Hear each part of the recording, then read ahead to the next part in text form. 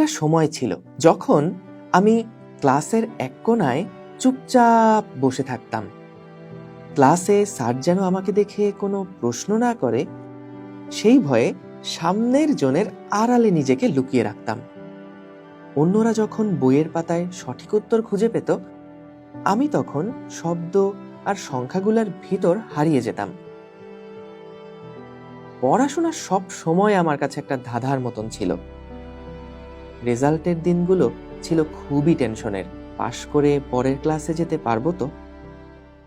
আব্বু আম্মু আমাকে কখনোই রেজাল্ট নিয়ে প্রেসার দিত না, কিন্তু তারা যে তাদের মন খারাপ লুকিয়ে আমাকে হাসি মুখে সাহস দিত সেটা আমি ঠিক বুঝতে পারতাম।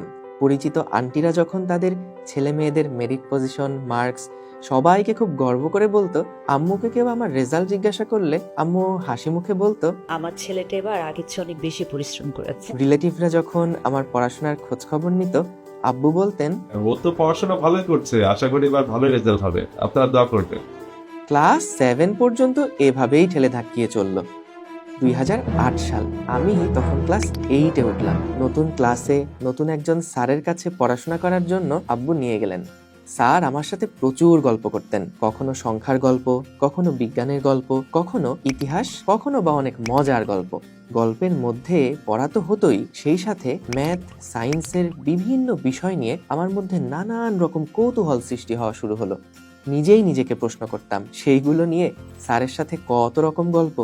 পড়াশোনার প্রতি ভালো লাগার শুরুটা তখন থেকেই। এমন হলো যে সারাদিন ম্যাথ, সায়েন্স নিয়ে ভাবতে কিংবা ঘাটাঘাটি করতে এক ফোঁটা বোরিং লাগতো না। আমি যা বুঝতাম বন্ধুদের সাথে শেয়ার করতাম, তারা খুবই আগ্রহ নিয়ে শুনতো। তাদের মনে আসা প্রশ্নগুলোর উত্তর দিতে পারলে দেখতাম তারা খুবই খুশি হতো, আনন্দ পেত।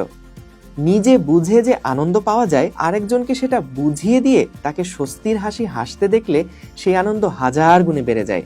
বিশ্ববিদ্যালয়ে উঠে সিদ্ধান্ত নেই, যেই আনন্দ নিয়ে আমি ম্যাথ, সায়েন্স পড়েছি সেটা সবার মধ্যে ছড়িয়ে দিতে চাই। আমি সবসময় চেয়েছি সেই মানুষটা হতে, যে স্টুডেন্টের স্ট্রাগলটা বুঝবে, তাকে নতুনভাবে চিন্তা করতে আগ্রহ যোগাবে এবং পড়াশোনার আনন্দ খুঁজে পেতে সাহায্য করবে।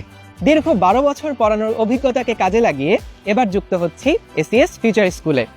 প্রতিটা শিক্ষার্থীকে এমনভাবে গাইড করতে চাই যেন সে মজা নিয়ে পড়াশোনা করতে পারে, খেলাধুলা করতে পারে, নিজের চিন্তার জগতে বেছে নিতে পারে নিজের রাস্তা, গড়ে তুলতে পারে নিজের ভবিষ্যৎ। আমি মাসরুর বুয়েট থেকে গ্র্যাজুয়েশন কমপ্লিট করার পর ঢাকা বিশ্ববিদ্যালয়ের আইবিএ থেকে এমবিএ কমপ্লিট করি।